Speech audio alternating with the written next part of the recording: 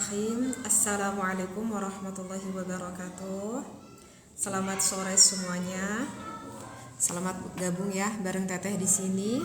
Kita sore-sore ini sambil kita nunggu maghrib, kita ngobrol santai aja dan mudah-mudahan obrolannya ini selalu ada manfaatnya yang bisa kita hasilkan seperti itu ya. Baik, Bismillahirrahmanirrahim. Alhamdulillahirabbil alamin wassalatu wassalamu ala asrofil anbiya'i wal mursalin wa ala alihi washabbihi ajma'in. Amma ba'd. Oke, ini sudah ada beberapa orang ya yang bergabung. Oke, Teteh tanya-tanya dulu gimana nih kabarnya yang sekarang baru gabung nih bareng Teteh. Mudah-mudahan sore ini kita berada dalam keadaan sehat walafiat dan mudah-mudahan kita sedang berada di dalam rahmat maghfirah ridha Allah ya. Ini ada yang bertanya nih. Waalaikumsalam, Teh boleh gak mengeluarkan air sperma di luar, air nutfah ya? Berarti ini yang bertanya nih yang udah menikah ya. Ini yang bertanya udah menikah nih. Katanya boleh gak kalau misalkan kita sang suaminya ya, misalkan boleh gak sih kalau sang suaminya itu mengeluarkan air sperma atau mengeluarkan air nutfahnya itu tidak di tempatnya, alias di luar mungkin gitu ya, alias di luar. Nah, kalau bahasa di dalam fikih ya, bahasa di dalam fikih itu yang dinamakan dengan hukum azal. Itu yang dinamakan dengan hukum azal. Artinya azal itu adalah mengeluarkan air nutfah atau air sperma kita itu di luarnya atau tidak di tempat rahim milik sang istrinya. Maka sih itu kakak yang bertanya itu hukumnya ikhtilafiyah ya. Hukumnya ikhtilafiyah. Artinya ikhtilafiyah itu ada ada beberapa perbedaan pendapat ulama begitu kakak ya. Ada beberapa perbedaan pendapat ulama. Nah, ulama yang satu mengatakan bahwa itu hukumnya jawaz kakak. Kalau kita mengeluarkan di luar, ada ulama yang menghukumi jawaz. Artinya jawaz itu adalah kakak itu diperbolehkan. Bahkan itu diperbolehkannya itu secara mutlak. Ya, bahkan itu bolehnya itu secara mutlak gitu. Maksudnya secara mutlak itu gimana nih Teh? Maksudnya secara mutlak ini kakak ya, apakah si sang istrinya itu ridho ataupun si sang istrinya itu tidak ridho? Gitu. Jadi jawaz di sini secara mutlak apakah istrinya senang atau istrinya gak senang. Meskipun istrinya gak senang, ada ulama yang menghukumi itu hukumnya diperbolehkan. Ataupun yang dikatakan jawaz secara mutlak di sini apakah sang istrinya itu tahu ataupun tidak tahu. Maksudnya tahu itu ya karena mungkin sebelumnya suaminya bilang dulu ya nanti kita KB alami aja misalkannya kita keluarinnya di luar misalkan. Berarti udah bilang ya sama istrinya, kata istrinya oke, misalkan. Atau misalkan suaminya yang gak bilang gitu sama sang istrinya tahu-tahu dikeluarinnya di luar misalkan. Berarti kan itu istrinya gak tahu ya seperti itu. Nah, kenapa itu ulama yang pertama menghukumi itu hukumnya jawaz bahkan secara mutlak itu dikarenakan ada hadis ya. Itu dikarenakan ada hadis ini yang diterima oleh Jabir bin Abdullah. Jadi dahulu katanya ada yang melakukan azal. Akhirnya ada turunlah suatu ayat Al-Quran. Dan riwayat yang lain mengatakan ini dari Imam Muslim. Ini dari Imam Muslim. Jadi ketika ada seseorang sahabat yang melakukan azal, kemudian ketika sahabat tersebut melakukan azal itu terdengar gitu oleh baginda Nabi Muhammad SAW. Dan Nabi Muhammad pun tidak melarang kepada sahabat tersebut yang sudah melakukan azal seperti itu. Nah, maka itu yang menjadikan yang menjadikan patokan ataupun yang menjadikan referensi ulama yang pertama menghukumi kalau azal itu adalah hukumnya jawaz secara mutlak seperti itu. Nah, itu adalah pendapat yang pertama. Nah, kemudian ada lagi pendapat yang kedua. Pendapat yang kedua itu pendapat yang kedua itu adalah jawaz, masih jawaz, tetapi jawaznya itu bisyartin. Artinya jawaz bisyartin diperbolehkan, tetapi tetap ada syarat. Bisyartin itu maksudnya tetap ada syarat. Syaratnya apa? Syaratnya itu dikarenakan ada syarat hal yang membutuhkan harus mengeluarkannya itu di luar gitu. Nah, ini nanti bisa dilihat ini referensinya di dalam kitab Al-Mawsu'ah ya, di dalam kitab Al-Mawsu'ah. Ya dikarenakan kebutuhan mungkin dengan alasan bertujuan mungkin KB misalkan ya, karena istrinya udah gak cocok nih pakai KB ini tuh tetap gak cocok. Ya udah deh kalau gitu kata suaminya kita keluarin aja di luar gitu. Berarti kan ada kebutuhan ya. Di dalam kitab Al-Mawsu'ah juga itu hukumnya diperbolehkan. gak apa-apa. Nah, untuk yang ketiga itu hukumnya ada ulama yang menghukumi kalau itu hukumnya makruh. Tetapi makruh pun ini harus tuntas nih. Tetapi makruh itu jika tidak ada uzur. Jika tidak ada uzur, tetapi kalau ada uzur itu hukumnya diperbolehkan. Sekali lagi, yang ketiga menurut pandangan ulama itu hukumnya makruh. Makruh itu pun jika tidak ada uzur. Jika tidak ada uzur. Tapi kalau ada uzur itu hukumnya menjadi mubah. Hukumnya itu menjadi boleh seperti itu. Tetapi dari ketiga pendapat para ulama ini di dalam itu kita menitik beratkan bahwa sesuatu itu baiknya itu adalah di tempatnya. Apapun itu sesuatu itu adalah di tempatnya. Maksudnya tempatnya mengeluarkan air nutfah itu tentu adalah di dalam rahim sang istrinya. Maka kalau tidak dikeluarkan di dalam rahim sang istrinya, ya itu kan berarti bukan tempatnya. Berarti nanti akan ada sesuatu kan yang kurang. Maksudnya kekurangannya apa? Ya kemungkinan besar itu kekurangi kenikmatan ya kan. Ya ayo coba yang pernah melakukan hal ini gitu ya, kalau misalkan pernah melakukan azal, ayo coba kalau misalkan mau ditanya itu nikmat di dalam apa nikmat di luar, tentu pasti kebanyakan akan berjawab ya nikmat di tempatnya ya, artinya nikmat di luar di dalam maksud saya. Dan juga yang harus kita diperhitungkan, wahai para suami, yang satu yang harus diingatkan, kalau misalkan sang suami pengen mengeluarkannya itu di luar, azal itu di luar, maka harus lihat dulu kondisi istrinya. Apakah istrinya itu maaf sudah orgasm ataupun sudah klimaks gitu ya. Karena kalau misalkan belum orgasm, belum inzal, itu kalau bisa jangan dulu dikeluarkan oleh sang suaminya sampai sang istrinya sendiri mengalami inzal, mengalami orgasm. Karena kasihan kan istrinya nanti kalau misalkan tidak mendapatkan kepuasan. Itu aja mungkin tips dari teteh ya. Ya gitu kakak ya. Jadi yang bertanya apakah hukum azal itu, maka jawabnya itu adalah 3 pendapat. Yang tadi pertamanya adalah jawaz secara mutlak, yang keduanya itu adalah jawaz bisyartin, yang ketiga itu adalah makruh pun itu jika tidak ada uzur. Tetapi kalau ada uzur maka itu hukumnya kembali menjadi mubah. Begitu kakak ya. Kakak Riki, aduh ini kalau udah dimulai dengan pertanyaan ini nanti kayaknya akan berujung langsung dengan pertanyaan rumah tangga nih. Oke, Kakak Riki boleh gak teh jilatin milik istrinya? Oke, Kakak Riki boleh gak jilatin? Itu sama juga Kakak Riki, ikhtilafiyah. Ada beberapa perbedaan pendapat ulama. Kalau ada ulama yang membolehkan, itu ada keterangannya di dalam kitab Fathul Mu'in. Kalau di dalam kitab Fathul Mu'in, kalau selama sang suami dan juga istrinya ridho, suaminya ridho, istrinya ridho, maka itu hukumnya dibolehkan dengan landasan karena ingin saling memuaskan atau dengan ingin saling menyenangkan pasangan suami istri tersebut. Kalau di dalam kitab Fathul Mu'in itu diperbolehkan. Meskipun kalau menurut Syekh Wahbatuz Zuhaili itu menghukuminya itu haram, diharamkan. Kenapa? Karena hal itu menurut beliau itu termasuk hal yang agak cukup menjijikan sehingga hukumnya diharamkan. Nah, jadi kalau untuk Kak Riki sendiri itu bagaimana nih? Terserah Kak Riki. Kak Riki mau ambil yang mana pendapatnya? Mau ambil pendapat yang dibolehkan atau mau ambil pendapat yang tidak diperbolehkan, itu kembali tergantung kepada Kariki kembali. Kalau suka, istrinya suka, Kariki suka, ada ulama yang mempertanggungjawabkan. Kalau enggak mau ya udah, enggak perlu banyak obrol. Kalau enggak suka ya udah, enggak suka aja. Ya, gitu mungkin Kakak Riki ya. Kakak kopi SLB enggak punya Kak Muhammad karena ini karena ini produksi teteh sendiri, Lanang Jagat sama Lanang Gode Kak Muhammad Imron. Jadi teteh tidak berjualan produk orang Kak Muhammad Imron ya. Gaya yang paling nikmat. Kayak yang paling nikmat Kak Erpan Nyulizar itu tergantung kondisi kita, tergantung kesukaan suami istri ya Kak ya.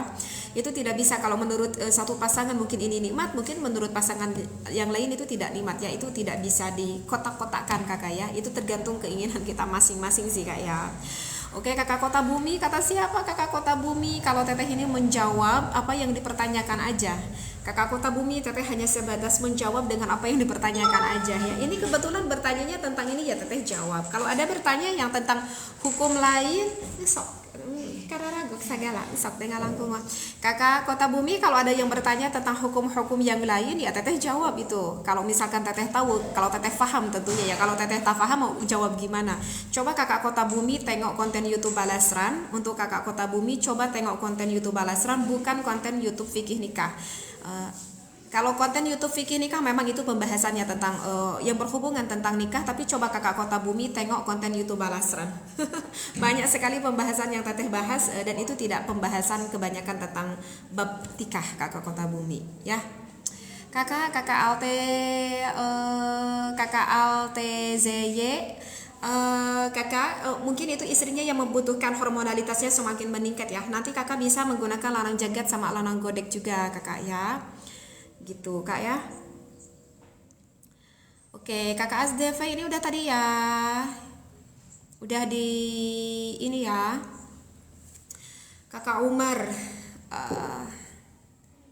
ini kakak Umar definisi muhibbin itu kepada ulama. Kakak Umar itu adalah kakak Umar itu adalah urusan hati ya kak. Kalau kita muhibbin itu adalah urusan hati, karena dari bahasa mahabbahnya juga kan itu adalah hati, rasa cinta. Sedangkan rasa cinta itu adalah yang keluar dari rasa hati kakak. Jadi kita muhibbin kepada ulama tentu itu yang keluar, pancaran di dalam hati. Pancaran di dalam hati. Maka di dalam ta'lim kan dikatakan ya kak, kalau sebetulnya hurmah itu lebih tinggi derajatnya daripada kita bertaat. Ya, kalau ibaratkan seorang santri, kalau ibaratkan seorang santri yang turut kepada gurunya, itu hanya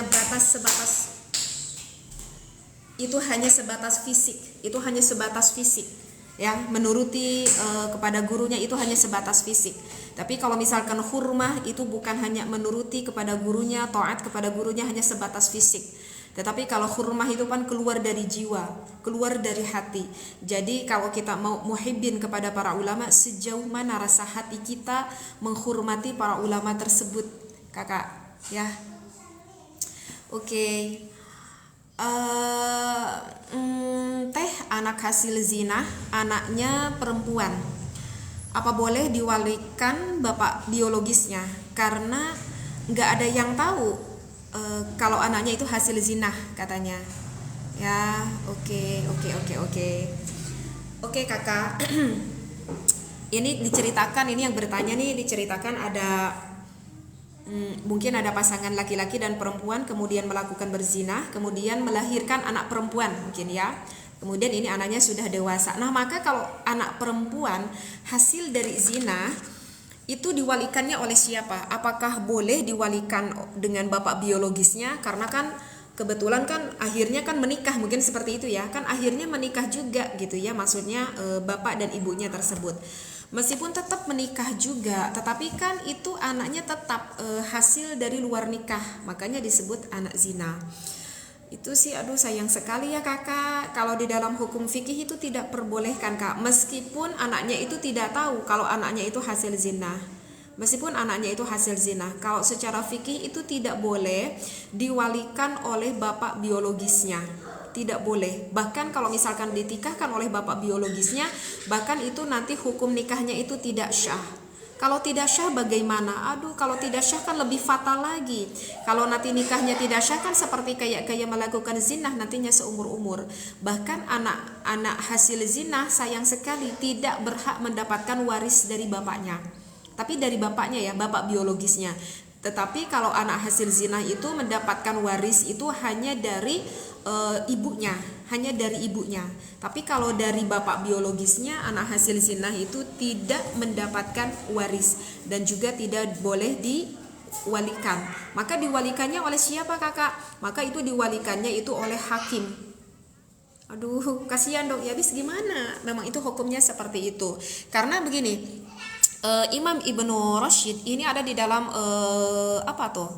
ini ada di dalam kitab Bidayatul Mujtahid ya. Pembahasan ini ada di dalam kitab Bidayatul Mujtahid. Jadi Imam Ibnu Rashid mengatakan kalau mayoritas ulama di dalam kitab itu mengatakan bahwa sepakat bahwa anak hasil zina itu tidak bersambungkan nasabnya gitu ke bapak biologisnya. Gitu. Kecuali kalau hal itu terjadi pada zaman zahiliyah, Ya, ini yang disampaikan oleh Sayyidina Umar bin Khattab, kecuali kalau terjadi pada zaman Jahiliyah. Kalau pada zaman Jahiliyah itu kan beda lagi ya, karena pada saat itu kan belum turun hukum. Ya, jadi begitu kakak ya. Mohon maaf sekali, mungkin itu tidak bisa diwalikan oleh bapak biologisnya, mungkin hanya bisa dilakukan oleh wali hakim, gitu ya. Oke, kakak harus bayang. Itu jawabannya sama ya kak? Itu jawabannya sama ya kak ya? Tadi barusan tadi teteh menerangkan yang pertama hukum azl. Ya, jadi kakak harus bayang itu jawabannya sama kak. Mau istrinya lagi hamil, mau istrinya tidak lagi hamil, itu jawabannya ada tadi. Teteh udah lengkap menjelaskan tentang hukum azl, kakak harus bayang. Oke, kakak Erpan Yulizar. Di mana letak kenipatan istri kak? Banyak kak, letaknya banyak. Letaknya banyak ya. Apa ini? Teh setiap bertengkar istri selalu minta cerai. Aduh, kenapa tuh ini teh sang istri teh ya? Kenapa ini teh sang istri teh selalu pengen minta cerai? Itu bagaimana? Berdosakah istri tersebut ya? Kalian tahu gak kenapa hukum talak itu, hukum yang mempunyai hukum talak itu adalah suami, bukan istri. Kalian tahu kenapa? Alasannya karena kalau misalkan hukum talak itu dipegang oleh sang istri, aduh bahaya banget. Kemungkinan besar mungkin di Indonesia mungkin ini hampir 50%-nya kali ya, para janda dan para duda.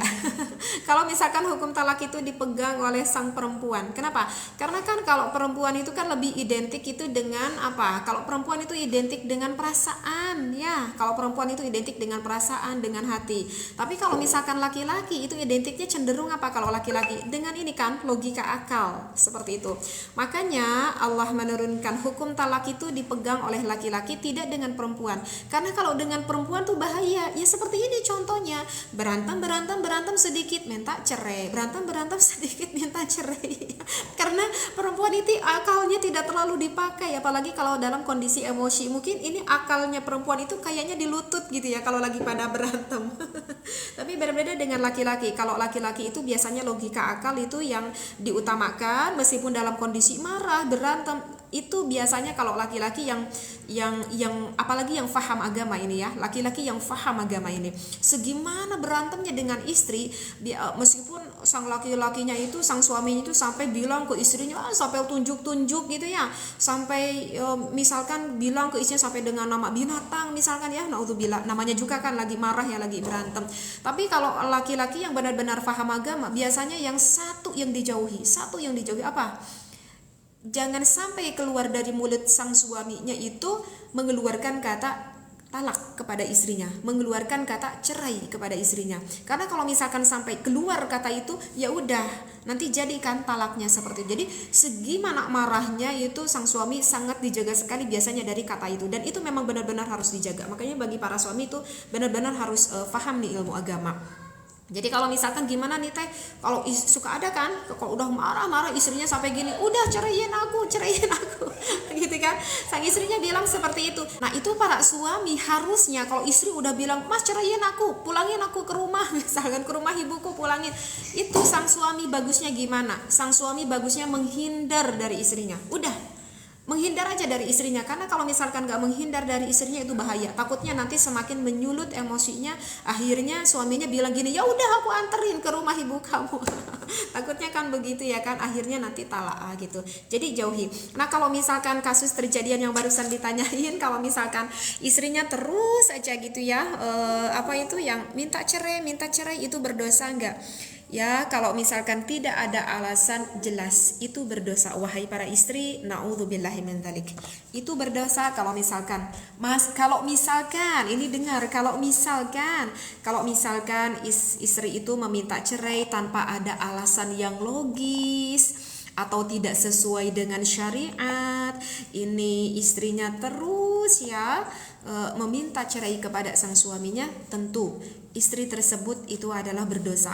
Karena kan di dalam hadis Abu Dawud dan juga Imam Tirmidzi kan mengatakan kalau sosok seorang perempuan atau istri meminta cerai tanpa alasan, ingat, tanpa alasan, maka wanita tersebut haram apa ini?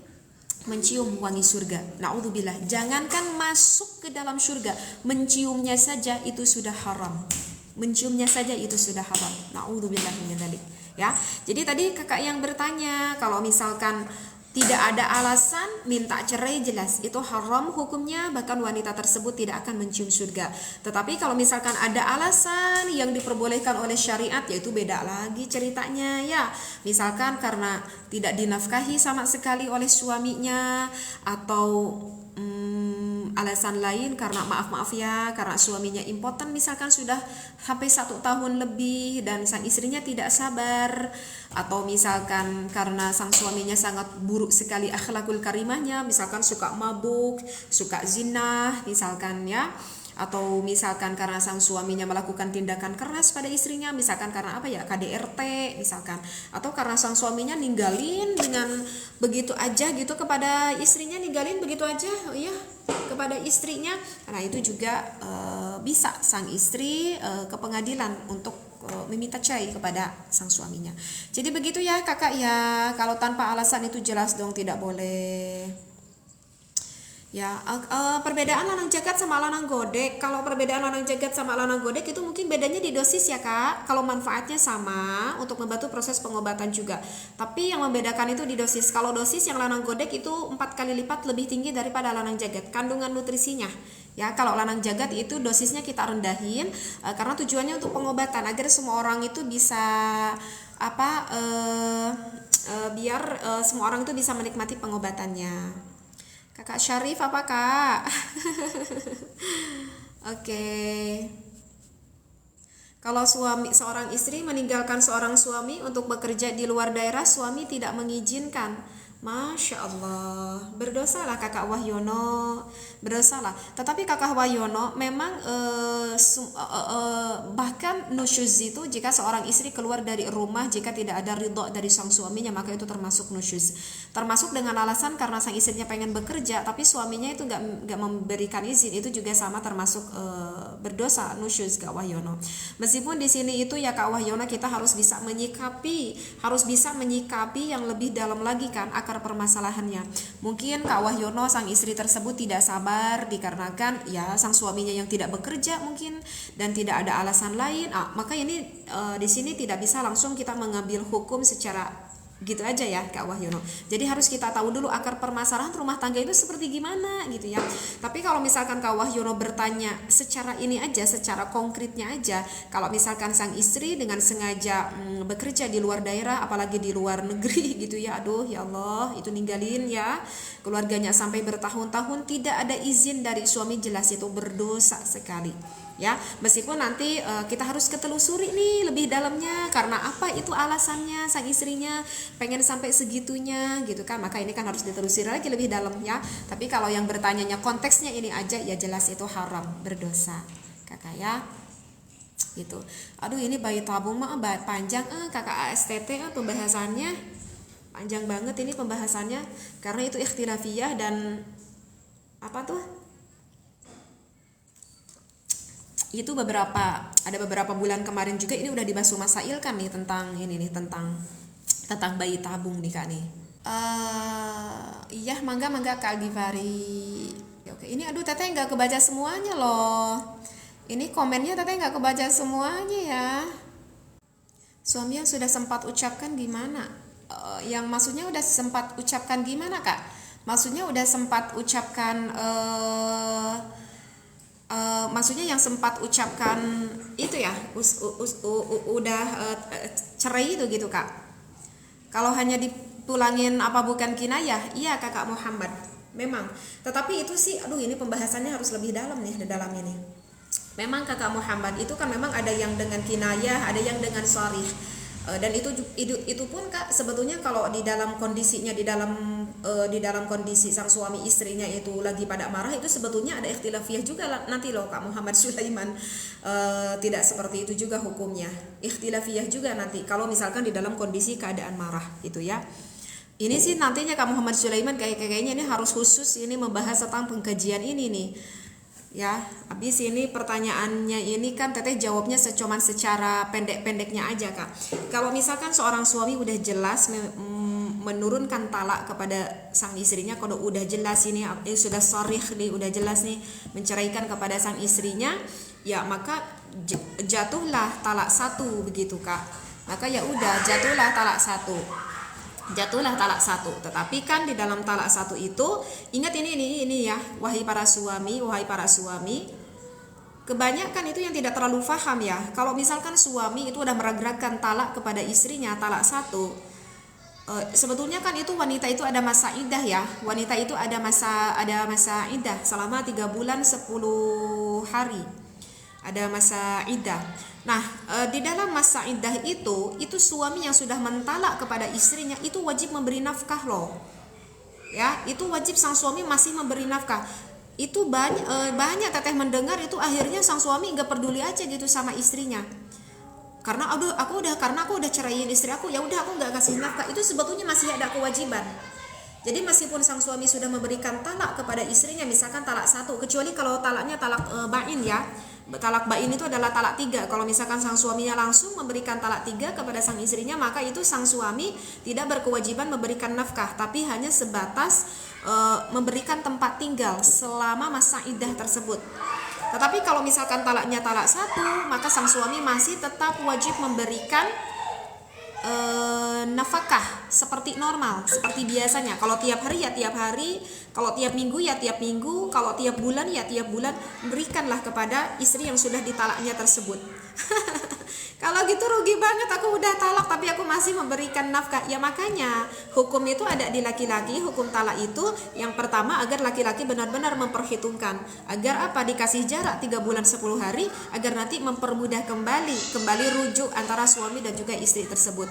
Kalau misalkan masih dalam jarak masa iddah, maka ya udah rujuknya ya udah rujuk aja, nggak perlu ada bla bla bla bla. Udah aku kata suaminya, maafin aku ya, kita kembali lagi ya, bareng-bareng lagi. Kata istrinya, ya maafin aku juga mas. Ya udah dengan begitu aja gitu. Tapi kalau misalkan udah melewati dari masa iddah 3 bulan 10 hari, ternyata sang suaminya pengen nyatu lagi, istrinya pengen nyatu lagi, yaitu kayak kita nikah lagi gitu, harus ada wali ya, harus ada mas kawinnya, harus ada saksinya, seperti itu ya. Kalau boleh, dengan cara apa wanita boleh minta cerai pada suaminya? Kalau boleh, oke, yang tadi ya, berarti masih pertanyaan nyambung yang tadi.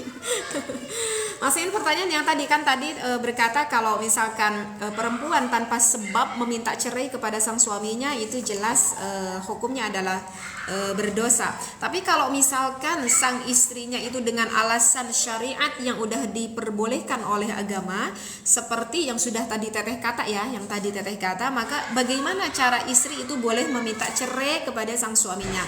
Itu sebetulnya ada 4 cara ya kakak ya. Kakak siapa tadi, teteh lupa lagi. Itu ada 4 cara. Yang pertama itu sang istri boleh minta cerai langsung aja pada suaminya. Tapi ini sebetulnya agak sulit ya. Tapi sebetulnya ini ada sulit ya, karena kalau laki-laki pasti akan tetap mempertahankan dulu rumah tangganya, tidak ingin bercerai, kecuali kalau laki-laki yang gimana gitu ya. Kalau laki-laki yang benar-benar bertanggung jawab itu biasanya tidak dengan mudah sekali melepaskan istrinya ya, apalagi kalau udah punya anak, ya Allah ya, kalau udah punya anak. Jadi mungkin itu untuk cara yang pertama ya kakak. Jadi sang istrinya datang kepada sang suaminya langsung, mas aku pengen diceraiin sama kamu gitu ya. Kemudian dan laki-lakinya dengan mudah sekali, iya aku tidak akan mempersulit kamu, aku akan menjatuhkan talak sama kamu. Nah, itu adalah cara yang pertama. Ya, itu adalah cara yang pertama. Nah, kalau untuk cara yang kedua itu mungkin sang istri itu bisa mengajukan khulu kepada sang suaminya. Ya, sang istri itu mengajukan khulu pada sang suaminya. Jadi khulu itu jadi jatuh talak itu dengan adanya timbal balik. Tahu gak? Maksudnya timbal balik itu jadi harus ada iwadnya. Kalau bahasa fikihnya harus ada iwadnya. Jadi harus ada diketahui berapa nominalnya. Misalkan gini, sang istrinya minta kepada suaminya, mas aku pengen cerainya dengan cara hulu. Kata suaminya, oke, yuk kita cerai dengan cara hulu, tapi kamu harus membayar aku misalkan sekitar 50 juta misalkan gitu ya, atau sekitar 20 juta misalkan. Kebetulan istrinya tuh punya gitu ya 20 juta. Oke, yuk kita ke pengadilan, kita cerai secara hulu dan aku bayar kamu 20 juta. Jadi ini kayak sayembara ya gitu sebetulnya. Nah, itu boleh istri meminta cerai kepada sang suaminya. Yang kedua itu adalah dengan cara berkhulu. Jadi kalau berkhulu itu jelas harus ada iwad, harus ada nominalnya yang jelas seperti itu berapa gitu ya. Kemudian yang ketiga itu bisa sang istri itu meminta cerai kepada sang suaminya itu dengan cara fasah, nikah. Kalau fasah nikah ya jelas ini sang istrinya nanti datang dulu nih ke pengadilan. Sang istrinya nanti datang dulu ke pengadilan, Pak Hakim, aku udah pengen cerai sama suami aku. Kenapa? Aku udah gak kuat misalkan. Kenapa? Karena suami aku ini bla bla bla bla bla bla bla bla bla misalkan ya. Bla bla blanya itu yang udah tadi teteh kata ya, yang udah tadi teteh kata itu yang secara syariat itu yang diperbolehkan. Oke, itu cara yang ketiga. Atau dengan cara yang keempat ya oke. Ini biasanya yang kalau keempat ini terjadi dikarenakan ada tindakan kekerasan dari pihak suaminya. Misalkan KDRT ya, naudzubillah, suaminya kepada istrinya KDRT. Maka ya udah itu istrinya nanti langsung datang nih kepada Pak Hakim, membicarakan kepada Pak Hakim akan apa yang dilakukan oleh suami aku selama ini. Bapak, suami aku tuh seperti ini, sering mukul aku, sering nyiksa aku, begini-begini. Kalau aku mau dilanjutin juga aku takut nanti gimana rusak tubuh aku misalkan. Yaitu lapor. Jadi kalau cara yang keempat dia tuh langsung lapor aja kepada Pak Hakim bahwa adanya pertikaian bahaya KDRT gitu di dalam rumahnya. Nanti biasanya Pak Hakim itu nanti akan langsung nih memanggil suami kita, kemudian menasehati suami kita gitu. Misalkan kata suaminya, ya Pak Hakim, aku tidak akan mengulangi hal itu lagi misalkan. Dan istrinya tuh mau misalkan menyatu lagi dengan syarat enggak gitu lagi. Ternyata udah bersatu lagi gitu lagi nih suaminya KDRT lagi. Nanti istrinya bilang lagi kepada Pak Hakim. Maka nanti sang suaminya dipanggil lagi oleh Hakim dan dia itu sang suaminya itu nanti akan mendapatkan takzir. Biasanya seperti itu, akan mendapatkan takzir. Begitu. Jadi ya kalau misalkan tetap aja gitu nggak berubah-ubah, nanti biasanya Pak Hakim akan mengangkat satu perwakilan dari pihak perempuan dan satu perwakilan dari pihak sang istrinya agar meluluskan perceraiannya itu.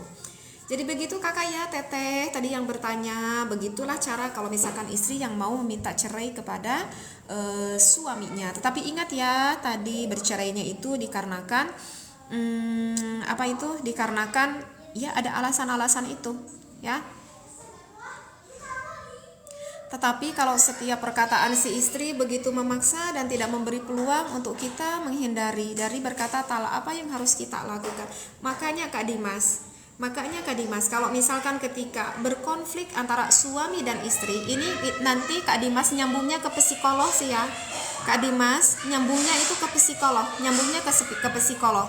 Kalau kita misalkan yang sedang dua-duanya sedang beremosi, itu bukan hanya sekedar suami istri aja ya, dengan siapapun. Ya misalkan kita dengan suami istri gitu Kak Dimas.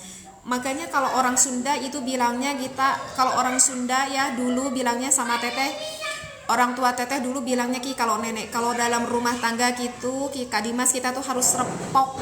Repok, yang satu rep, yang satu pok gitu. Jadi kalau misalkan sang istrinya yang wow gitu Kak Dimas, maka suaminya yang diem. Kalau suaminya yang wow, istrinya yang harus diem gitu ya. Jadi ini benar-benar membutuhkan kesabaran seorang suami yang ekstra luar biasa.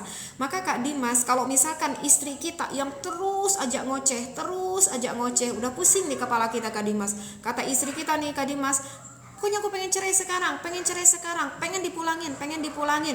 Nah, ini Kak Dimas udah nafsu nih dalam hatinya, pengen gitu ya. Maka yang dilakukan Kak Dimas apa? Diam. Udah, cuman itu aja Kak Dimas. Diam. Kata Kak Dimas, kata teteh tadi menghindar, aku udah menghindar nih teh. Misalkan aku udah menghindar nih ke ruang lain, itu terus aja misalkan istri kita ngikutin kita. Ya udah nggak ada lagi cara yang lain, diam dan berpindah posisi Kak Dimas. Kalau Kak Dimas misalkan ketika sedang marah-marah sama istri, posisi Kak Dimas berdiri, posisi istri berdiri, maka Kak Dimas harus berpindah posisi menjadi duduk. Kalau misalkan istrinya ikut duduk masih tetap aja marah, maka Kak Dimas dengan posisi semakin merunduk lagi. Misalkan mau tengkurap, mau terlentang, atau misalkan pindah ke kamar dengan terlentang lah. Nah, itu adalah itu nanti masuknya ke psikolog kejiwaan. Seperti itu Kak Dimas. Jadi kalau misalkan istrinya terus aja gitu, kalau Kak Dimas tidak bisa menghindari, karena misalkan kalau mau keluar ini malam hari, aku mau pergi kemana gitu ya, Gak mungkin aku keluar udah jam 2 malam, jam 3 malam gitu ya. Maka Kak Dimas, maka pindahlah tempat, kemudian duduk, sesudah duduk posisi terlentang. Makanya nanti tekanan sang istri pun akan semakin menurun. Biasanya seperti itu. Ya, mungkin itu ya Kak Dimas kalau yang Teteh rasakan ya. Menantu sama mertua batal wudhu enggak Kak Kholis? Kalau menantu sama mertua itu enggak batal wudhu Kak, tidak batal wudhu Kak Kholis. Jadi menantu sama mertua itu enggak batal wudhu, bahkan itu tidak batal wudhunya itu mu'abbad. Artinya mu'abbad Kak Kholis itu selamanya enggak batal wudhu. Kalau menantu sama mertua itu enggak batal wudhu itu selamanya mu'abbad. Kan yang mu'abbad itu ada dikarenakan nasab Kak Kholis, ada dikarenakan musaharrah. Nah itu dikarenakan mertua itu musaharrah, ada juga dikarenakan kepersusuan. Nah itu mahramnya itu mu'abbad selamanya. Jadi Kak Kholis andaikan, auzubillah, misalkan kita itu bercerai dengan suami kita atau suami itu bercerai dengan istrinya, itu tetap aja sama mertua itu tidak batal wudhu selamanya meskipun kita udah bercerai. Makanya tidak ada bahasa istilah bekas mertua, nggak ada kan, tapi ada juga bekas istri atau bekas suami. Kalau bekas mertua itu nggak ada. Jadi gitu Kak Kholis, meskipun istri kita udah cerai, meskipun istri kita sudah wafat, sudah meninggal, kita udah menikah lagi dengan istri yang lain, Kak Kholis, kita kepada mertua selamanya itu tidak membatalkan wudhu. Karena itu termasuknya mu'abbad. Seperti itu. Masih juga kakak Bu Yaila, meskipun istri yang memintanya seperti itu, tetap aja itu sang suami selama masa iddah, meskipun di dalam itu tetap mewajibkan memberi nafkah.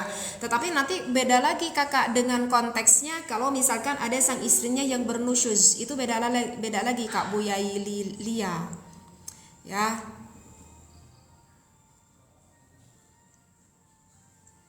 Aduh ini pertanyaannya ini enggak kebaca semua nih. Teteh, kalau wanita jadi TKW terus dicerai suami, ada idahnya nggak? Sementara wanitanya udah 5 tahun di luar. Ya sama Kak, idah itu ada Kak. Kalau untuk perempuan idah itu ada Kak. Ya, untuk perempuan idah itu ada. Kalau misalkan bercerai Kakak, mau posisinya istrinya di dalam negeri, mau posisinya di luar negeri, itu idah ada. Jadi gini kakak, di dalam idah itu gini nih, kalau misalkan iddah itu artinya sang istri itu tidak boleh dulu menikah lagi dengan laki-laki lain. Kalau misalkan dikarenakan cerai itu kan 3 bulan 10 hari ya. Kalau misalkan wafat suaminya 4 bulan 10 hari. Nah kalau untuk wafat suami itu bukan hanya sebatas iddah. Kalau misalkan yang ditinggal wafat suami itu ada dengan istilah ihdad. Oke? Apa nih? Tapi kalau misalkan yang ditinggal cerai itu tidak ada istilah ihdad, adanya itu iddah saja. Ada bahasa istilah ihdad itu adalah bagi yang udah ditinggal wafat oleh suaminya doang. Ihdad itu apa teh? Ihdad itu adalah melarang seorang istri keluar dari rumahnya. Kalau yang ditinggal wafat suaminya itu tidak boleh keluar dari rumah kecuali kalau madarat. Wanita tersebut tidak boleh bersolek, tidak boleh berdandan kayak teteh gini, dandan pakai make up, pakai lipstick, itu nggak boleh. Yang udah ditinggal wafat suaminya selama 4 bulan 10 hari dia hanya cukup merawat kebersihan, kesehatan aja, boleh menyisir, tidak boleh berdandan, tidak boleh bersolek, menggunakan pakaian yang sederhana aja yang biasa digunakan di rumah. Dan wanita tersebut itu tidak boleh keluar dari rumah, itu dengan istilahnya ihdad, yang udah ditinggal suami. Dengan alasan ingin mengunjungi, berziarah ke makam suaminya pun itu tidak boleh, kecuali kalau memadaratkan, harus keluar ya. Misalkan ini anaknya masih kecil, kemudian tidak bisa mencari nafkah, tidak ada keluarga yang membantu memberi nafkahnya, tidak ada, misalkan tetangga juga nggak ada yang membantu memberi nafkah, dan tidak ada cara yang lain gitu ya. Makasih Kak Yudin. Maka itu mau tidak mau berarti sang istri harus keluar dari rumah mencari nafkah. Maka tidak apa-apalah wanita tersebut tidak melazakan ihdad karena madarat. Keluarlah dari rumah mencari nafkah, tetapi hanya sebatas mencari nafkah aja.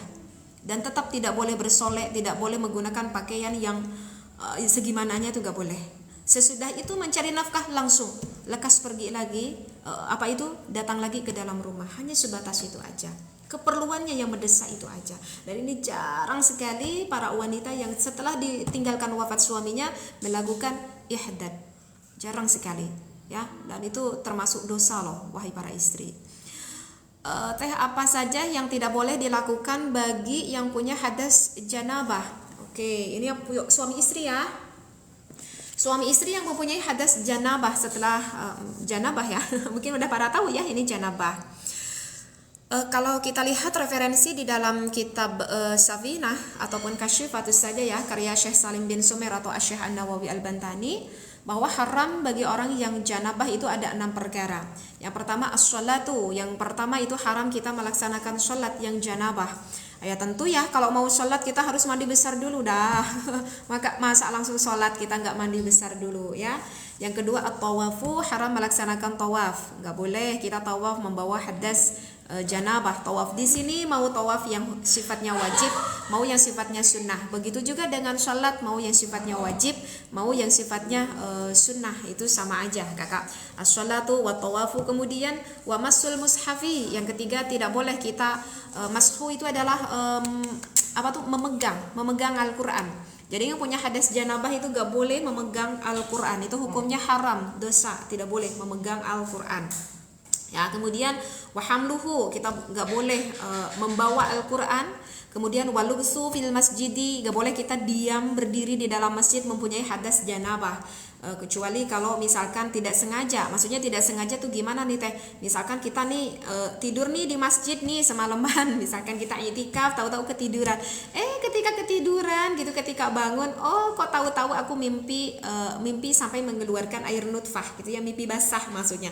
Itu kan kita kan nggak disengaja ya, itu nggak disengaja gitu. Itu kan dengan sendirinya gitu kan.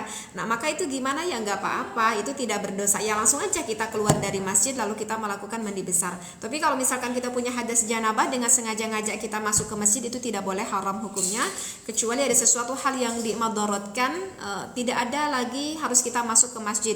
Misalkan karena terjadi kebakaran, karena terjadi gempa, atau terjadi apa gitu ya, kita punya hadas janabah, gak ada tempat lagi yang aman kecuali masjid.